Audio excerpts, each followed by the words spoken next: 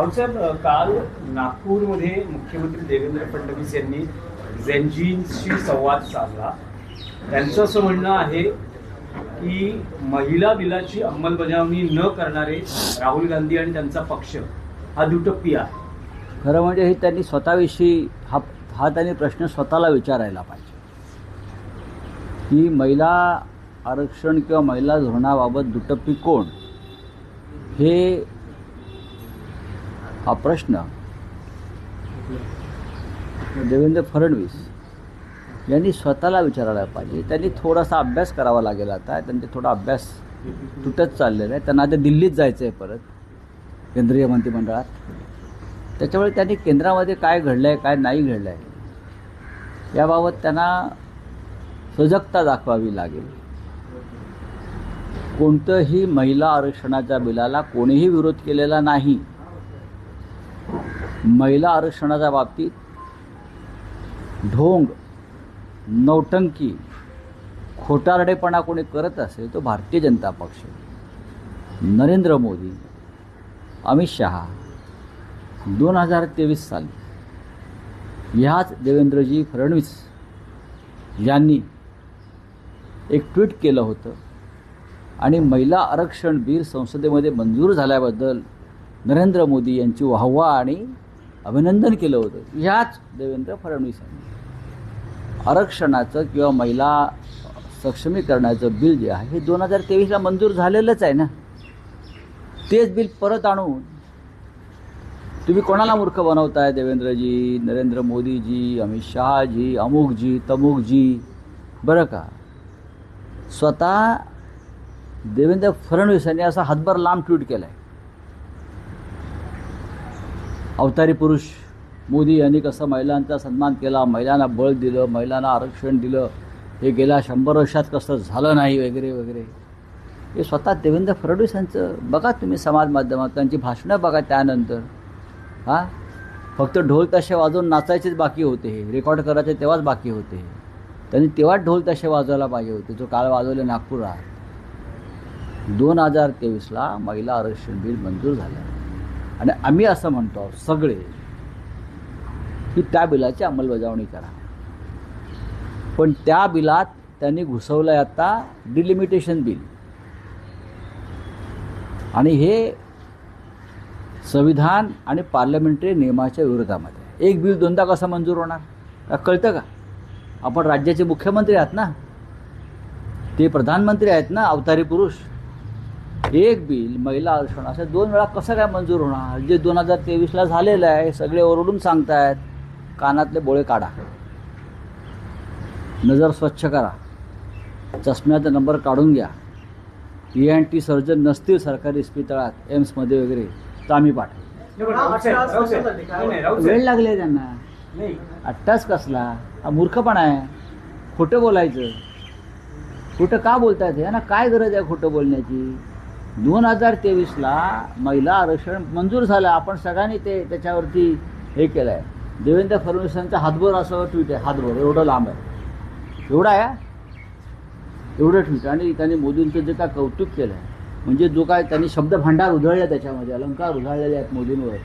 म्हणजे मोदींसारखी मोदीच, सर्व काही मोदीच, स्त्रीही मोदी, पुरुषही मोदीच.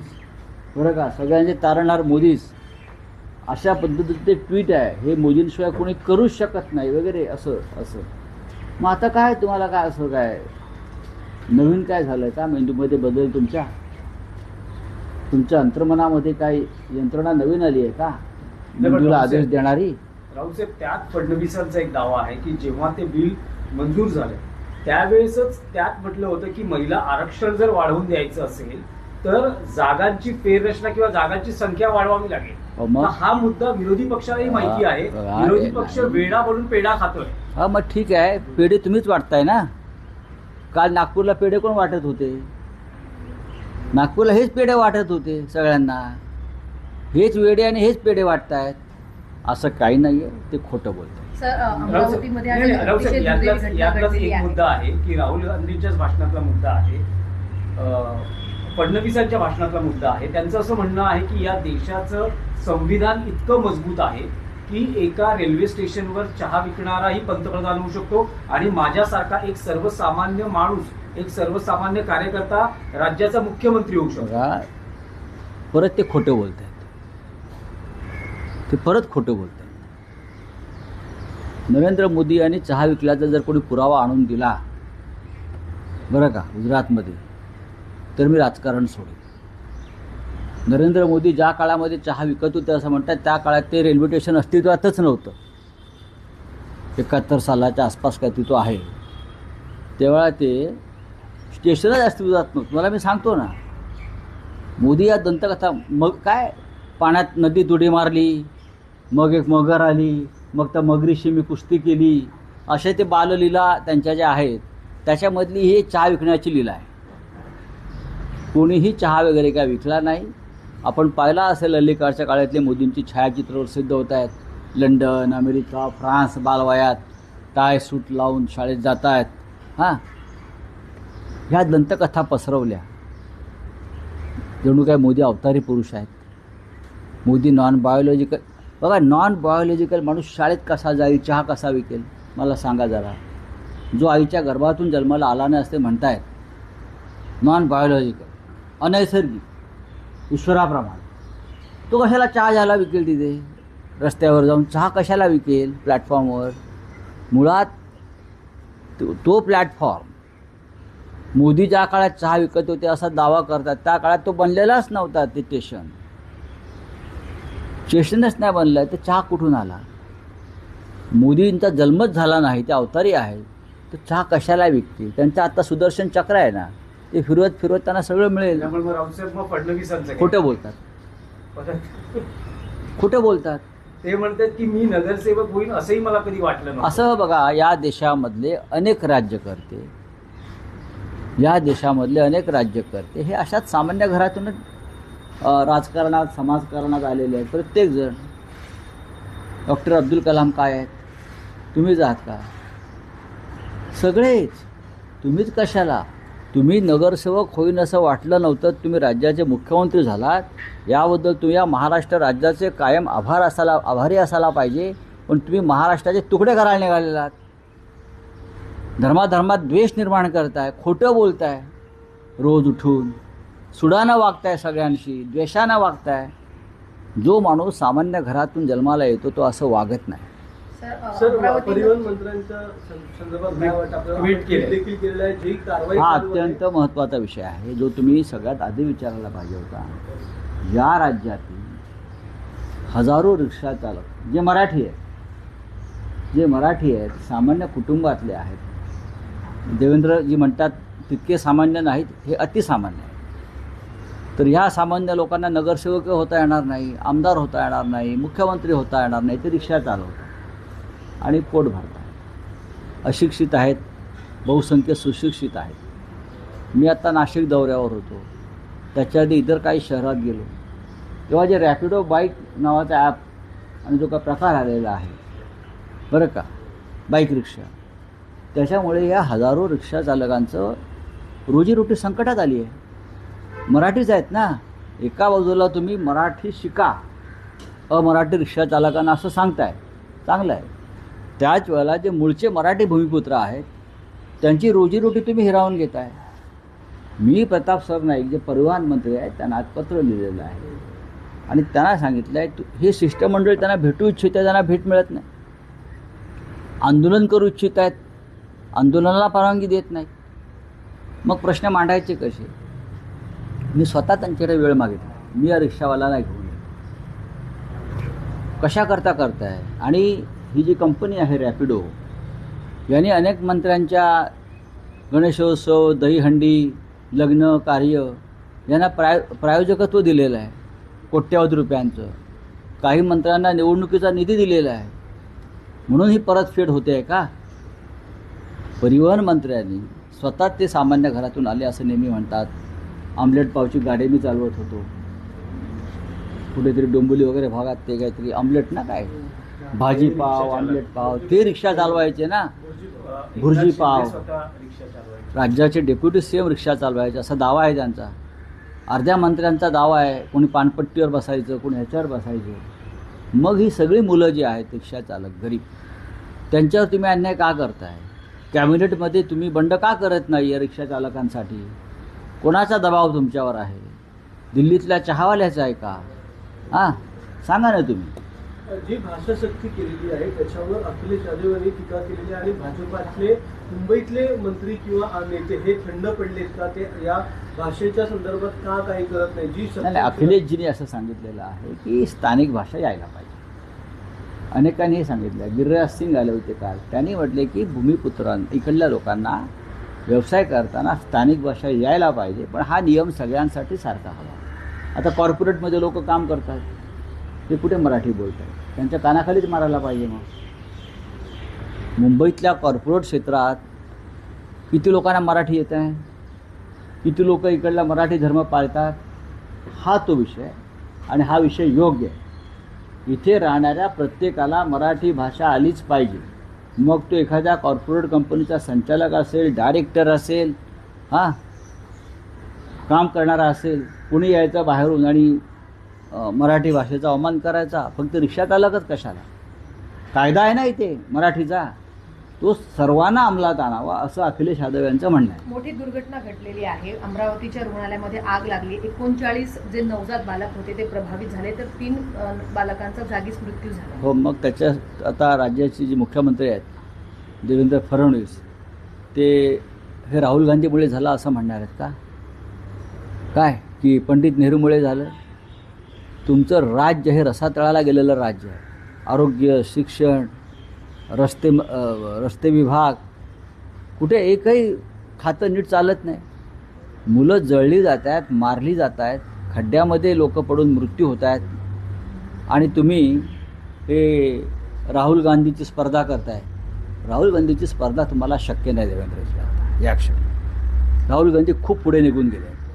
हे काल जे होते हे स्वयंसेवकांची मुलं होती त्यांच्या, बरं, ते एरवी फुल हाफ पॅन्ट घालतात, त्यांना काल फुल पॅन्ट घालून बसवलं होतं कालच्या त्या ह्याच्यामध्ये. हे त्यांनाही माहिती आहे देवेंद्रजींना. आणि सगळा पेड इव्हेंट होता. काही कोटी रुपये खर्च झाले. हा खर्च कोणी केला? जो ठेकेदार शालेय पोषण आहारामध्ये भ्रष्टाचार करतो, वाटाणावाला, बरं का, वाटाणा शिजत नाही ना 13 शिट्यानंतर, पगारिया नागपूरचा, तो हे खर्च करतो सगळे, म्हणून त्याला कॉन्ट्रॅक्ट्स मिळतात. नाही पण साहेब, पगारियाची सर्वपक्षीय मला माहीत नाही, माझ्याकडे त्याचं उत्तर नाही आहे. कोणी असेल, जर त्याने गुन्हा केला तर त्याच्यावर कारवाई व्हायला पाहिजे आणि त्याचं कॉन्ट्रॅक्ट रद्द केलं पाहिजे. हे तुमचे प्रश्न अत्यंत चुकीचे आहेत की सर्वपक्षीय, धर्मपक्षीय. गुन्हा केला आहे ना, आता झाला आहे ना, तुम्ही त्या मुलांची बाजू घेतली पाहिजे. पत्रकारांनी पगाराची काय बाजू घेते? पगार या सगळ्या पक्षाचा आहे म्हणून. माझा आहे का? माझं कोणी नाही, मला माहीत नाही, मी पक्ष बघत नाही. शालेय पोषण आहारामध्ये मुलांना अत्यंत निकृष्ट दर्जाचं अन्न मिळतं आहे. तो कोणी असेल, तो ह्या पक्षाचा, तो त्या पक्षाचा, सर्व पक्षाचा. मग सर्व पक्ष गुन्हेगार आहेत. त्या मुलांची माफी मागा जाऊन सगळ्या पक्षांनी. आणखी एक प्रश्न आहे की सर्वोच्च न्यायालयाचे न्यायाधीश प्रसन्न वराळे यांनी एक मत व्यक्त केलेलं आहे की कुंभमेळ्याच्या मोठ्या बघा, न्यायमूर्ती प्रसन्न वराळे 1% म्हणजे 35 ते 38 कोटी रुपये हे जर ग्रामीण भागातल्या शाळांवर खर्च केले, शाळा वाचवण्यासाठी जे आंदोलन सुरू आहे, मराठी शाळा खर्च केले, त्या शाळा वाचतील. अशा प्रकारचं विधान सुप्रीम कोर्टाचे न्यायाधीश न्यायमूर्ती प्रसन्न वराळे यांनी केलं आहे आणि ते अत्यंत महत्त्वाचं विधान आहे. आम्ही तेच सांगतो. नाशिकच्या कुंभमेळ्यामध्ये 38,000 नाही, आता 45,000 कोटीपर्यंत बजेट गेलं आहे. त्यातले फक्त 10 ते 15,000 कोटीच खर्च होणार आहे. फार तर बाकीचे सगळे ठेकेदारांच्या माध्यमातून मंत्र्यांच्या, कुंभमेळा मंत्र्यांच्या, चंपतरायच्या खिशात जाणार आहे सगळ्यांच्या. हे मी उदाहरण दिलं आहे तुम्हाला. एकाच दिवशी 27 कोटी रुपये मंत्र्यांच्या जावयाच्या खिशात गेले फक्त दलालीमध्ये. या कंपनीला कॉन्ट्रॅक्ट दिलं 76,000ला, तिथून खाली दुसऱ्या कंपनीला तेच कॉन्ट्रॅक्ट दिलं 55,000ला, एकदम खाली आलं 35,000 कोटीला. त्यातली जी दलाली आहे 27 कोटी रुपये, ते चंपतरायच्या जावयाच्या खिशात गेले 27 कोटी रुपये चौधरी म्हणून. हे सांगितलं आहे ना. हे जर शाळांना खर्च केले, शाळांवर न्यायमूर्ती वराळे म्हणतात त्याप्रमाणे, पण याला न्यायालय जबाबदार आहे की भ्रष्टाचाराच्या प्रकरणावरती निकालच लागत नाहीत. चला, थँक्यू. बोलिए. 2020 में जो एनडीए है वो तैयारी कर रही है, ये वन इलेक्शन तैयारी कर रही है. कौन कर रही है? एनडीए से मंथन कर रही है इसका. हाँ तो करने दो ना, मंथन चिंतन करने दो. कितना भी मंथन करे, कितना भी चिंतन करे, लेकिन 2029 में ये लोग सत्ता पे नहीं आएंगे. राहुल गांधी बहुत आगे निकल चुके, बहुत आगे, देश के अनडिस्प्यूटेड लीडर बन गए. 2012 में जिस स्थान पर मोदी थे उस स्थान पर आज राहुल गांधी है. सर, आपने जो चाइनीज घोटाले की बात की थी वो क्या मामला था हुआ सर? अरे भाई, महाराष्ट्र के स्कूलों में, गांव में जो मिड डे मील मिलता है उसकी क्वालिटी जाकर देखिए. जो वाटाना रहता है ग्रीन पीस, कुकर की 13 बार सीटी लेने के बाद भी वो पकता नहीं है, और वो कच्चा वाटाना हमको बच्चे खाते हैं. वो चाइनीज़ वाटाना है, वहाँ से आता है, उसमें प्लास्टिक है, प्लास्टिक का है कुछ. कॉन्ट्रैक्टर कौन है? बीजेपी का आदमी है, पगारिया. कौन एक्शन लेगा उसके ऊपर? वो बीजेपी को पैसा देता है, बीजेपी के सब प्रोग्राम स्पॉन्सर करता है. प्राइम मिनिस्टर ऑफिस ने उसके ऊपर ध्यान देना चाहिए. बड़े बड़े भाषण लाल किले से करते हैं गरीबों के बारे में. वो जैन जी के आप पूरे कार्यक्रम चल रहे हैं. ये बच्चों को देखो जरा. सर, अखिलेश कुमार का जो है हिंदी बोलने का आपत्ति है, उसमें क्या बोले? अखिलेश यादव जी ने ऐसा कुछ नहीं कहा. यहाँ कानून है, हर स्टेट में कानून है, स्थानिक भाषा आनी चाहिए, यही अखिलेश जी ने कहा है ना. लेकिन ये कानून सबके लिए होना चाहिए. यहाँ जो कॉरपोरेट में काम करेंगे बड़े बड़े पदों पर, ऑफिसर्स में, उन्हें मराठी बोलते, उनको भी मराठी आनी चाहिए. उनके ऊपर भी मराठी की शक्ति होनी चाहिए. हर राज्य में वहाँ की लोकल भाषा लोगों ने अभिमान से और स्वाभिमान से बोलनी चाहिए.